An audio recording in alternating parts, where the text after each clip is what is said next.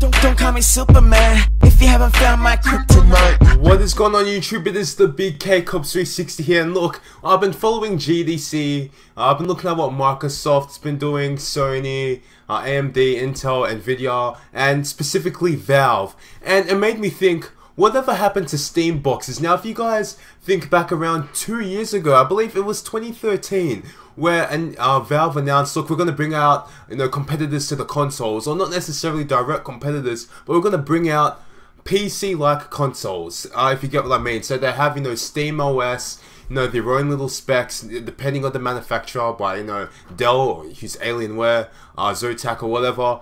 And kind of, between 2013 and 2015, there's kind of been a lot of tediousness, a lot of BS going on, not a lot of progress. I mean, we've seen multiple revisions of the Steam controller. I mean, like a lot of revisions. I don't even know what the thing looks like right now. I don't even know if the thing's going to come out, but apparently, Zotac has come out and they've updated, their specs on the their Steam box. Now, apparently, Steam OS and the whole Steambox thing is supposedly coming out in November 2015, as I can read on here. So if this is legit, this apparently actually is happening, but there's just not a lot of talk about it at all. So anyway, let's look at what the Zotac machine has. Of course, it has Steam OS. It has 4 HDMI 2.0 ports, which technically does support 4K ultra high definition at 60 Hz. However, keep in mind that, and GTX 970M that's going to come with this Zotac machine is not really going to be supporting many games at 4K. I mean, the 970M, it's got, how many CUDA cores does it have? It's 970M, it's got like 1536, I think, or maybe 1280. No, that's not, that's an AMD card.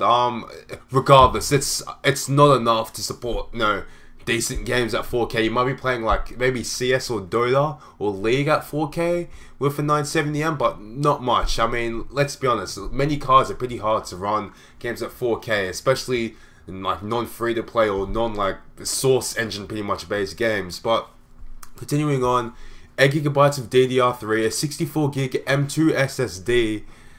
Does this thing have a hard drive? No. Oh yes, it does. It has a 1TB hard drive, 8211 AC, Bluetooth 4.0, mic in, an SD card reader, so that's pretty good, and a 6th generation Intel Core processor. So of course, this thing, it looks pretty decent. Pricing's not here, so based on the specs, 970M, 6th gen Intel Core processor, 8GB of RAM, we're probably looking past 500. Let's be honest, past $500.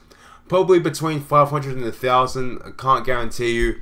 The thing, look, if Valve really wants to compete with the consoles, I think pricing is the biggest issue. I mean, I've said this before. I said this like 2 years ago, but I think if Valve really wanted to directly compete with Microsoft and Sony, they needed to come out with an actual console, like one Steam box or one console.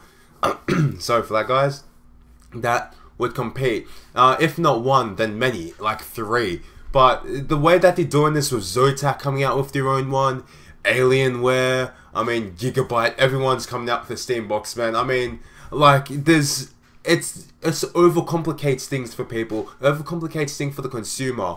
And, of course, as I said, like 2 years ago, when, Big Brad, goes down to the store and he's like, look, mate, I'm here to buy a console for my son, Matthew. What can you give me? And the JB Hi-Fi guy's like, oh, well, we've got Xbox, we've got PlayStation, we've got all of these Steam boxes. And of course, let's be honest, he's not going to go through. He's just going to briefly outline what's the best Steam box, what's the worst one, what's in the middle. The Big Brad's not going to listen to the specs. He's going to be like, look, I just want something. And most likely, he'll pick up an Xbox or he'll pick up a PlayStation, mainly because it's cheaper and because he knows it's reliable, it's a trusted brand, and whatnot. So yeah, the whole Steambox thing, I'm kind of skeptical on it, and we've just had no word on that. But of course, look, Big Zotac, they're still gonna push it, and apparently it's still coming for November 2015 release. So we're just gonna see how the Steambox train goes. And yeah, so anyway, guys, thank you for watching. I hope you enjoyed, and comment down below what you think on Steamboxes still coming. I mean, are you gonna buy one?